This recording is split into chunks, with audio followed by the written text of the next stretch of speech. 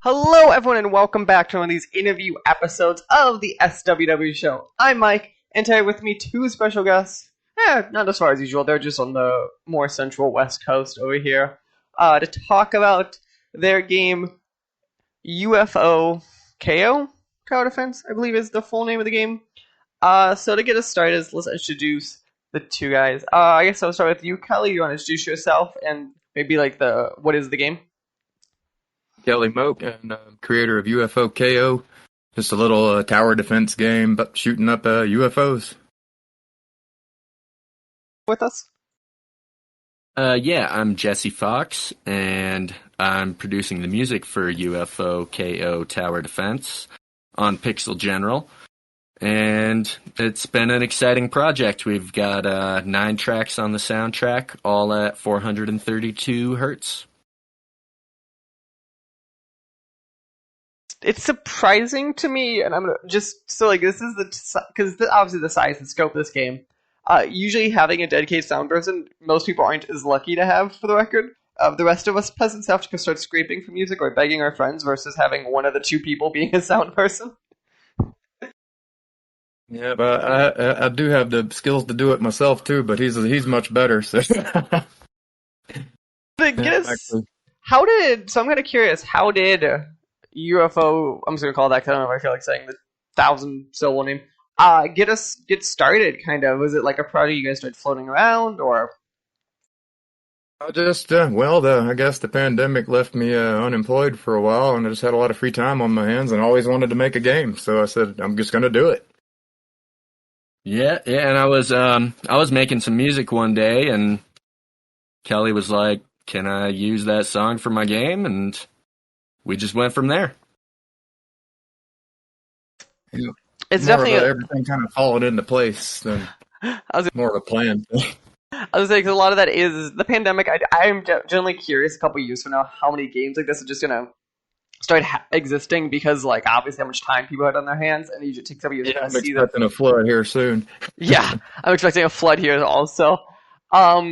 So why a tower defense game? I feel like tower defense is that genre that whenever I talk to developers of it, the general feeling is it's a genre that existed in mass in like that early teens and then just kind of disappeared.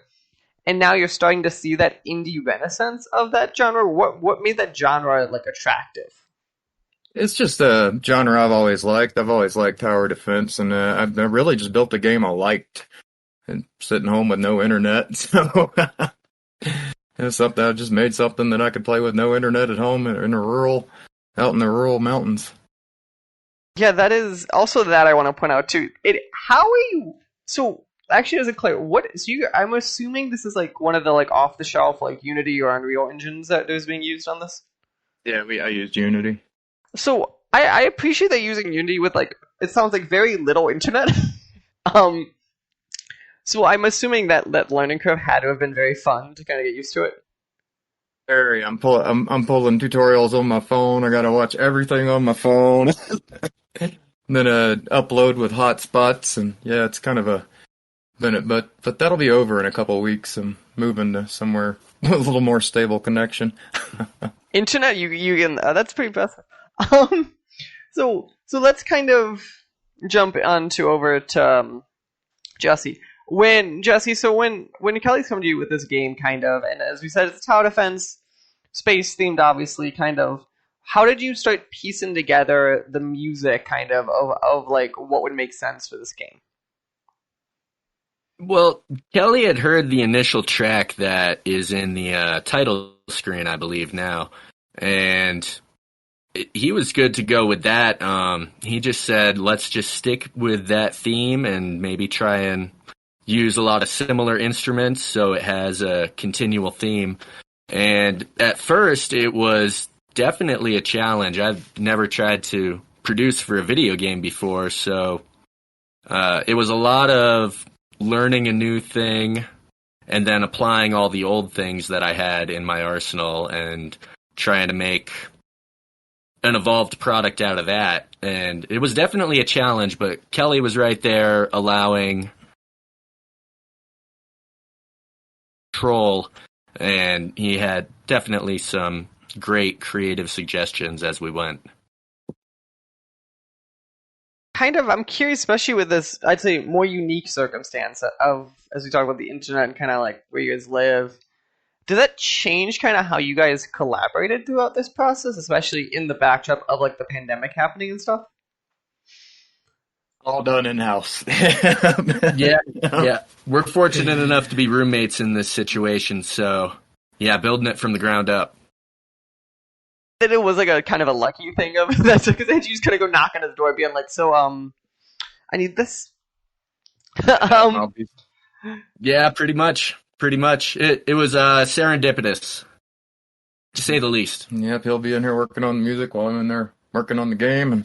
And So then, with it just being you two, I'm just kind of curious because I feel like the process of kind of where it was you two is again interesting because having a dedicated audio person is, I think, unique in this size game and environment, unless the usual main person is the audio person. Did that ever for you, Kelly? Did it ever change? Kind of like, oh, now I could do these things that maybe people couldn't do because I had someone who basically did a lot of music and audio for the game. definitely freed up a lot of time for me to do other things. And yeah, he added some sound effects ability, but I do have a little music background myself. Just he's a little better than me, so that kind of works out. To help collaborate, we can give better feedback. I actually know a little about the subject, and I actually had some basic songs in the game when he replaced them, but they were very basic, just spot holders. I can imagine even if you're not the one doing it, then it at least helps with your like relative. You'd have some little music instincts or taste. I'd be like, oh, at least you have a rough idea of what's going to go here. Versus, I walked up to an audio person, I'm just like, so I need sound, thank you. Some of it was like that, yeah. Put what you want, and then I'd just listen to what he did, and we'd mix a right, and we'd work on just pointing things out. But yeah, we got it all worked out. Yeah, and to his credit, I mean, Kelly did all the sound effects. He made them from scratch, and I was telling him, I have all these sound effects stored up in my arsenal, and he was like, no, I want to make them brand new. I don't want them anywhere else. So let's kind of jump into, so we said about the audio, let's kind of jump into mechanically about the game. So when people say tower defense, I think there's a certain image kind of in their head of like you're a stationary thing and you place down some level of turrets and enemies come towards you. Obviously your game follows that basic formula, but do you mind kind of talking a little bit more kind of like what a player can expect kind of like in a round or a series of rounds in the game? I added on a few extra things to do because tower defense is generally sitting there and thinking and placing a tower here and there. So I did add in a few abilities like orbital laser and airstrike, and you can rush the wave. Just things to keep you busy in between placing those towers. So I gotta ask about the thing. Orbital airstrike is the thing I feel like everyone's gonna stop and their ears are gonna perk up right there. Two separate, like the orbital laser and the airstrike. So let's start with the orbital laser. Let's do the orbital laser. How do you so like obviously orbital laser comes down, kills things. How do you, like when playing the game and creating it, make sure something that is not too powerful? Because I feel like that is the issue that a lot of these games fall into, is either they're way too hard and there's always one answer, or they're way too easy and then everyone just kind of just kills things the most convoluted way possible. Well, the U.F.O with the most hit points, the laser does that much damage, so it will take one of those out. And it's just kind of play and go. I just kind of played around with it till it worked. And I mean, Kelly put in dozens, if not hundreds, of hours into the balance of the gameplay. I can attest to that. I can imagine. I can see worlds where this gets unbalanced so quick, and you're like, wait, I can't beat this. Or you have the issue. Did you ever have what I'm assuming is a common issue and stuff like this? You got so good at it, you hand it off even to anyone else, and they're like, yeah, I can't beat level 1. Yeah, exactly. I'm doing that. I'm like the only one beta testing it right now, and I finally got my daughter to play it a little bit, and she gets to like level 3 and can't beat it. And I just know where everything goes, so it's all just easy to me now. So yeah, it's hard for me to grasp how difficult it is because I know where to put everything. But yeah, definitely got some beta testers working on it now. Because to me, that is the age-old problem with these, is obviously making sure that you are the correct difficulty, and not just correct, it feels right, and that's the problem with this, is that inherent feel of these games. The What was progression as well, yeah. Yeah, what was kind of your goal kind of going into this? Did you want this to be like one of those like super intense ones, or one what I would think of as like those like mid-tier like Flash ones we kind of saw during the height of the Flash era, where it's kind of like you just kind of open it up and just kind of play a couple rounds, and like realistically you're gonna win. More of a mid-tier casual. You'll play a few nothing too complex, or yeah, I didn't want a very complex game. I wanted something simple that anybody could really play. Just something that I liked. I don't like swapping out all these different too many turrets, swapping them out, and it just gets too in depth. I wanted something simple you could sit down for a few minutes and play without a lot of knowledge about the game. I know that makes sense. So do you have kind of any parts of the game to you that like are your favorite kind of either turrets to either mess with or kind of strategies that you kind of go through while playing? Favorite turret, I think, would be the laser, I guess. Or Laser. I can't exactly blame you on that. The laser is really cool. I like the airstrikes. I think they came out really well with the graphics, and they're just a clutch move at the portal for sure. So what? So when you say airstrikes, like I'm looking at stuff them and stuff of them too. It's Well, there's the one with the it has like an airplane sound effect that comes in, and it drops I think 3 or 4, maybe 3 missiles down on them, and it just came out real nice in the end. that's the ultimate question, and maybe down the road this we can answer too. Is was there any turrets or any like upgrade stuff that got lost in the game that maybe you're planning and down the road either bring back either in updates or in a sequel or anything? nothing yet. So far, I've done everything I set out to do in it.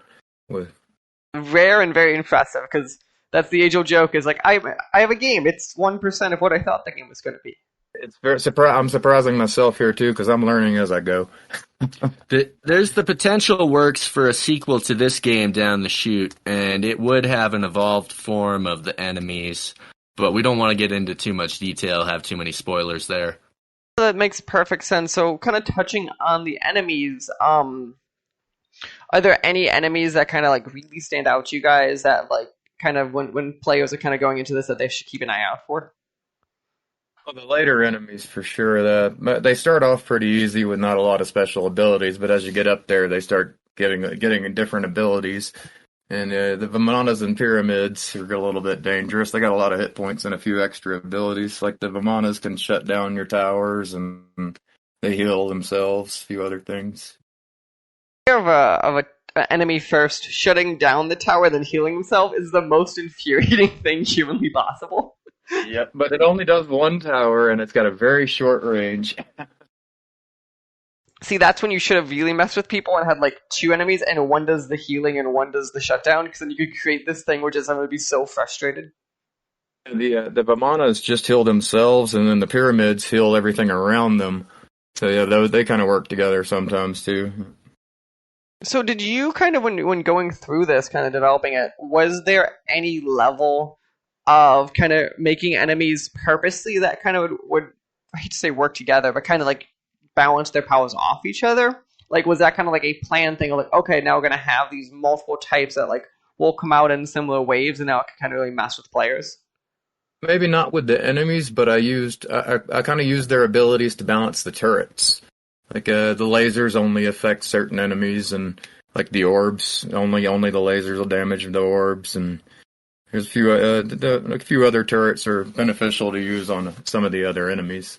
Like I've got one enemy that accelerates, and if you use the first turret on that, he's just gonna fly off. But it's generally in there to make you use the different turrets and give them some value. Yeah, I would say that is an age-old thing. I feel like with these games is always finding that nice balance of a good way to control your turrets level. Even is kind of like making sure they have to counter like unique towers.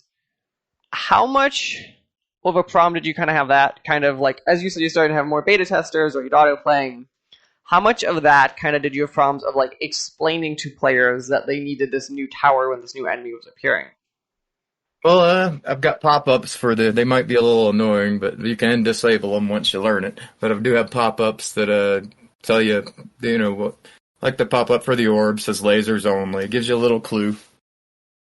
It's like if you're reading the pop-ups, you'll know what to use. The rule one that I think we all understand is players aren't going to read half the stuff on the screen. I try to keep everything short, a few words as possible. It's nice to me. Half the time if I try to do things to players, I would just like remove control from them. So that way I'm like, nope, you have to read this. Or you have to at least find the button that's at least somewhere a little awkward. You have to read something. Yeah, watching a few people play, it pops up and they just close it instantly. Never read a word. The age-old problem is across any industry, across anything. It's like whenever anyone gets instruction manuals from like building furniture, we just toss those out and then we start building the furniture. It's the problem. No one's reading. The issue in the game is it'll be very frustrating. It's not too hard to figure out, though. It's a pretty simple game. Yeah, I got a big folder of the manuals on my hard drive. One day maybe. Yeah, that is a giant problem with these. Yeah. So, as we're talking, the game is coming out in 3 weeks, I believe. If Yes, that's my calendar. August 2nd. So I'm kind of curious, how at this point is development going for the game? Are you just kind of waiting, kind of hit the magic Steam button? Are you guys kind of wrapping up some bugs and all that? Well, I did have everything about ready until I decided to throw in Steam Cloud and rebuild my save system, and now I'm going through testing again to make sure all that's working. I rebuilt the save system from scratch. I was using Unity's Player Press and built my own binary serialization. Yeah, and then I've started to read through that headache, and it's not a fun headache to kind of completely change off of that system. I guess to be fair, player prefs from a technical end, at least Unity isn't secure, where the cloud's a little more secure, kind of how you're storing that data. But I'm assuming in a game like this, if a player even cheated a little, you're like, it's a player's fault, like they could have fun. Yep, if you want to hack it, go right ahead. It's your game, and it's not multiplayer. So, and I'm not selling any in-game currency. No reason for me to not let them. Kind of how my thoughts even on those kind of games too. Like if it's a game like this where it's single player and you want to rent yourself, go ahead. But don't come to me when you say, "Why is it no longer working?" When I can see you edited your save file. I did throw the binary formatter in there. That was more just practice for me for the next game than this game needed it. Yeah, it's about to say games that are like this. It's like, you don't need it. Like some people will still do it just because, or like once you make a couple games, you might have like a save format system already built. But yeah, it's kind of like a give or take. But yeah, so the game is August 2nd, as we said. It is using, looks like Steam Cloud. You have Steam Achievements, which another headache. Congratulations on, sounds like figuring out at least. The achievements weren't near as hard as the cloud, but yeah, the cloud had to do a whole rewrite of the save system, and that was the biggest pain. Still testing out that. I remember hearing about the achievements for quite some time. I like I said, it's like it's not that hard, and then voice, no, it's very hard to say. I'm just pain in the ass. Yeah, but the achievements were just a little headache here and there. The cloud, I got on a 4-day coding binge and didn't shower or eat or didn't move. That sounds true. I must have had to bring him meals. The game is U.F.O.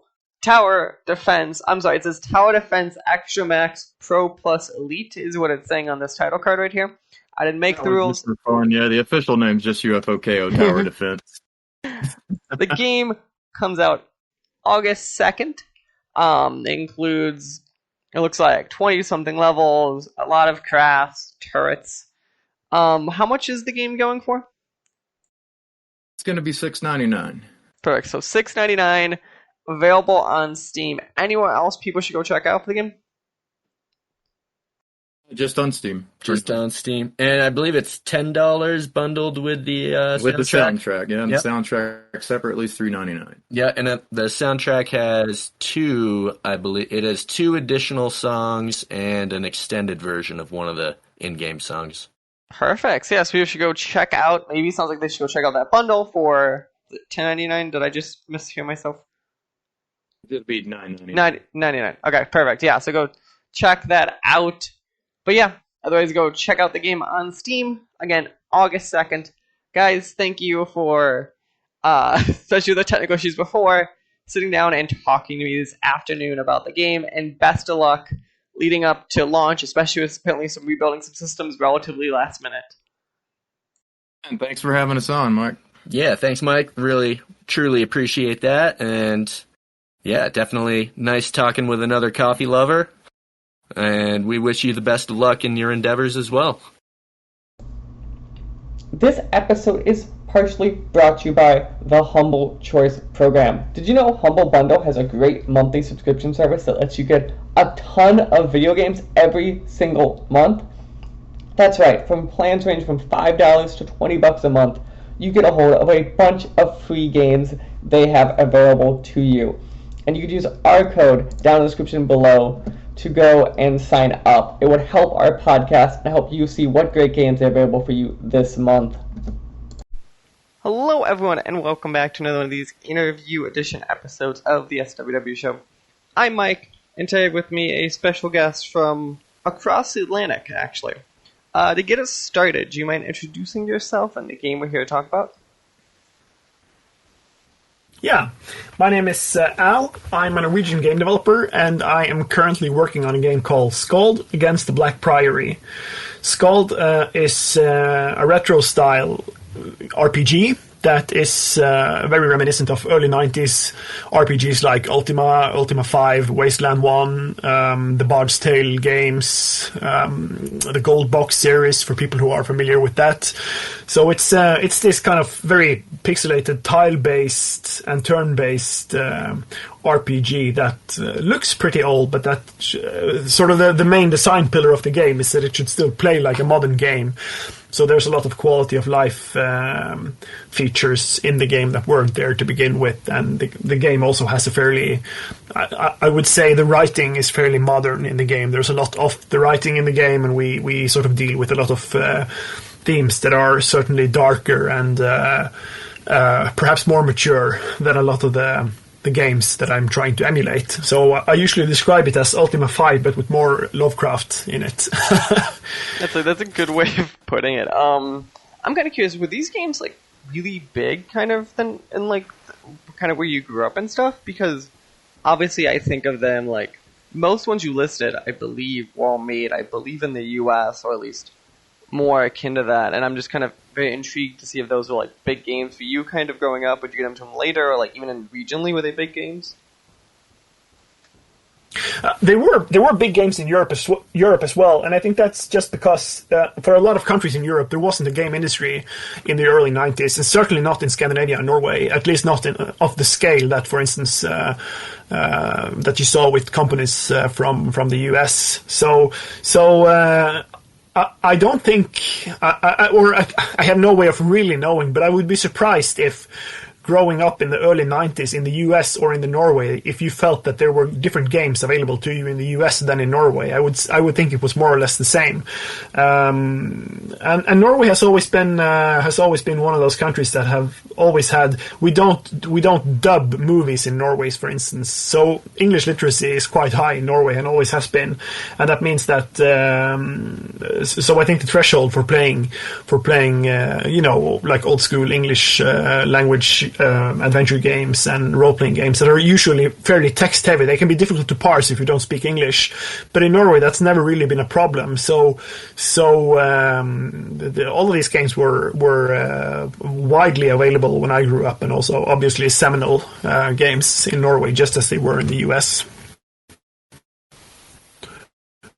I was just surprised. I was kind of curious because obviously coming from America, I have a certain perspective on like regionally what games are, and I knew like Europe, like I always think of like, I think it's the UK had like Amigo and stuff like that, like America didn't have, so I always find that kind of stuff intriguing So kind of jumping in then, why did you decide to go down to make a game of this very specific tight genre? Have you been watching stuff like Wasteland come back and you're like, oh, I could do that? Or like, what was kind of the goal of making a game like this?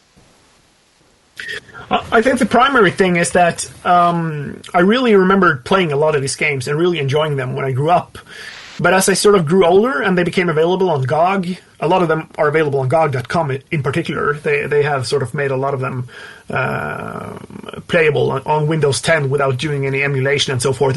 But still, I felt that I kept bouncing off them, even games that I played a lot, just because they were designed for different times, and especially thinking about there's a lot of quality of life features that aren't in those games that we are very used to today, like being able to save anywhere, having auto mapping, having a journal system, things like that. That they're charming in their own way, but as someone who has as a gamer and as a consumer in the 2020s, you don't really have time for a lot of the things that you did back in the day. Back in the day, you would maybe buy a game, for Christmas, and then you would play it for a year, and that's not how the world works anymore. So I kind of felt that there was, and in particular for that specific segment of role-playing games, which is sort of turn-based, tile-based, has lo-fi pixelated graphics. There are surprisingly few of them out there. Almost all role-playing games or not all of them, but at least a lot of them are either sort of real-time with pause or real-time in a sense, first-person role-playing games. There's also a lot of for the turn-based role-playing games. There's a lot of JRPGs, like Japanese RPGs, and they play distinctively different from the way games like SKALD play, which is inspired more by the Ultimas and the Magic Candle series and so forth. So to me at least, there was a distinct lack of games in that genre, and especially games that were a bit more modern than the old games. So it was either go back and play the old games, or beyond that, there wasn't really a lot out there. So I basically ended up deciding, sort of making the game that I myself was missing in the market that I really wanted to play for me. And I think that's always a very good motivation to have when you go about making a game in sort of a hobby / side project / semi-professional endeavor, because it means that you have a lot of motivation going into it at least. So that was sort of the way I stumbled onto it, and I've said this a lot before, but there's I think there's a great quote by Josh Sawyer from Obsidian Entertainment regarding isometric RPGs like the Baldur's Gate series. Obsidian Entertainment made the Pillars of Eternity games recently, and they were sort of a revival of the isometric RPG genre. And Josh's quote is that the audience never abandoned isometric RPGs, but publishers did. And I think that pretty much holds true for tile and turn-based RPGs as well, because even though you could make those games real-time, there's definitely a good argument to be made that there are also people who enjoy playing those games like they used to be, fully tile-based, fully turn-based. And so I think obviously there is an audience, because my game has been quite popular so far. And so I think I was just lucky to stumble on a niche that was slightly underserved in the marketplace, so to speak. Yeah, no, that's interesting. And I remember I've definitely heard that quote, and it's always a thought I'm always curious, kind of like, what are the genres that's true of, just because there is this general rule that obviously, like, especially like big publishers, like, unless the game could sell 10 million units, it's not even worth looking at.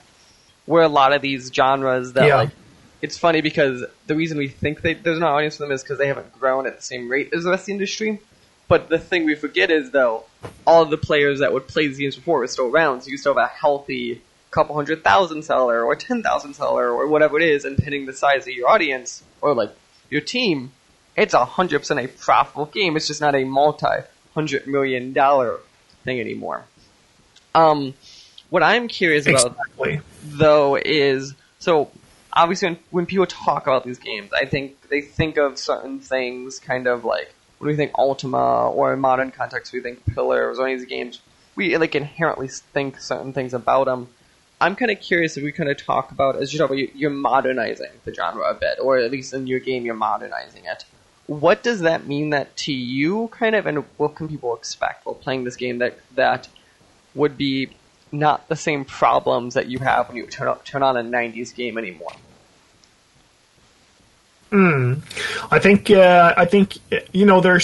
there's a lot that's happened in terms of UI design and user experience design that just were things that people didn't realize in the early 90s, or in some cases there might not have been it might not have been technically possible to do certain things in the early 90s. And just to have it said, I'm not going to claim that my game is going to have it's not going to be the best in its class in terms of UI design, because I'm sticking to a lot of very old-fashioned design conventions in terms of how the UI is organized.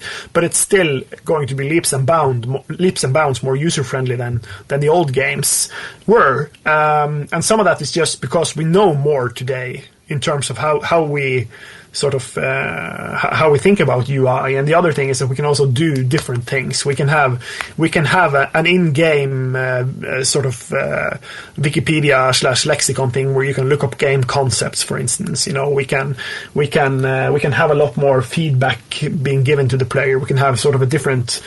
There's a lot of things we can do differently today that you couldn't really back in the day. So the question becomes, from sort of a design standpoint, is how do we avoid throwing the baby out with the bathwater? Because what was in those old games that still has some merit, even though it might be a little bit clunky maybe. But what are some things that we can sort of still keep in the game? What would be going too far in modernizing the game, for instance? And that's not really it's not super easy to answer that, but I think we've been able to walk a fine line. And one of the things that I really try to dig deep on is quality of life stuff. Like there's an auto map in the game that wasn't really a thing back in the day. There's a journal system in the game. There's a quest journal in the game.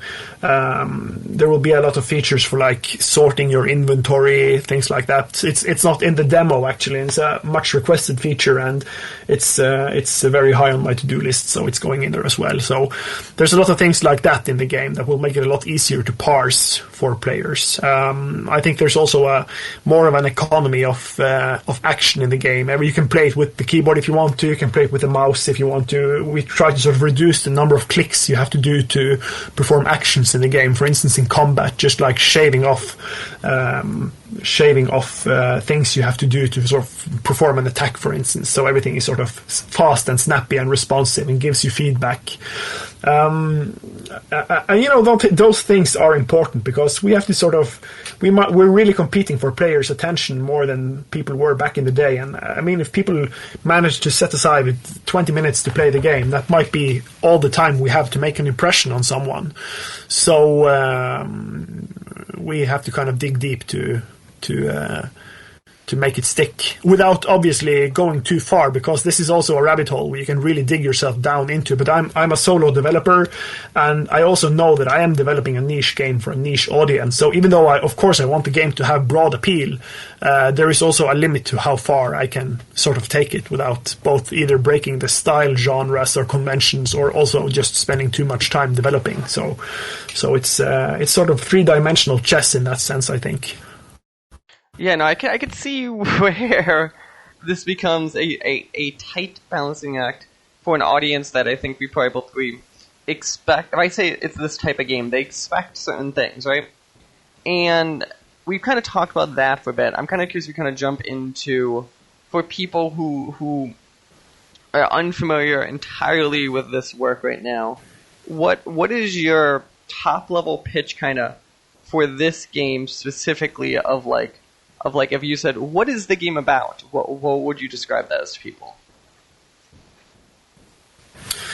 I usually say it's a grim dark fantasy retro style RPG. That's sort of my one-liner for the game. And like I said earlier, I usually describe it as Ultima 5 with more Lovecraft, and that obviously doesn't work for people who don't get those references. But like I said, it's a retro style grim dark fantasy RPG. That's kind of the sort of the top line. Top level description of the game, I would say. So I'm always curious. So obviously Lovecraft actually means something, because Lovecraftian is Lovecraft's an author. And what do you think when you say Lovecraft? What do you think that should mean to people versus like what it might mean? So Lovecraft for me is basically a shorthand of saying cosmic horror, but for marketing purposes, cosmic horror is less recognizable as a brand or as sort of as a tag than Lovecraft is. Lovecraft has a lot of high visibility on platforms like Steam, for instance. So if the game has something like that in it, it's usually a good idea to use Lovecraftian as a tag, at least. That's my experience. So, but for me, it's not. It doesn't explicitly reference his mythos or his writing, not at all. But there is a veneer of cosmic horror to the game that is probably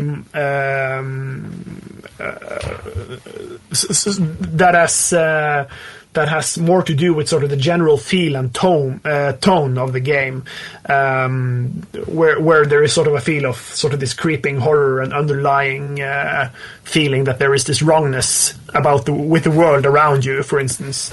Those are sort of very strong themes in the game, and I think it has.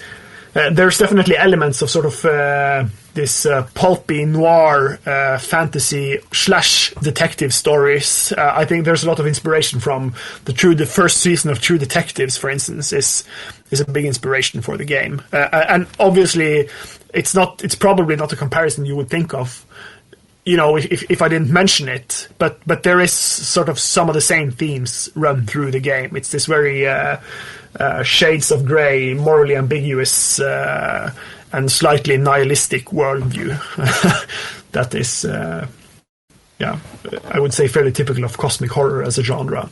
So that's a very interesting description, and yeah, that is funny because cosmic horror probably is a more accurate thing, but I can see with pop culture. I'm shocked you haven't started advertising this as being like based on the genre that inspired Bloodborne. See, that's your great marketing pitch right there. People would understand that one. Yeah, maybe. I didn't play Bloodborne myself, actually, so it is definitionally Lovecraftian when you look at it. Like, if anyone's ever curious, what is Lovecraft's thing like? It's like, in 5 minutes you'll figure it out. Yeah, but the thing is that with cosmic horror in general, and also a lot of games doing Lovecraft.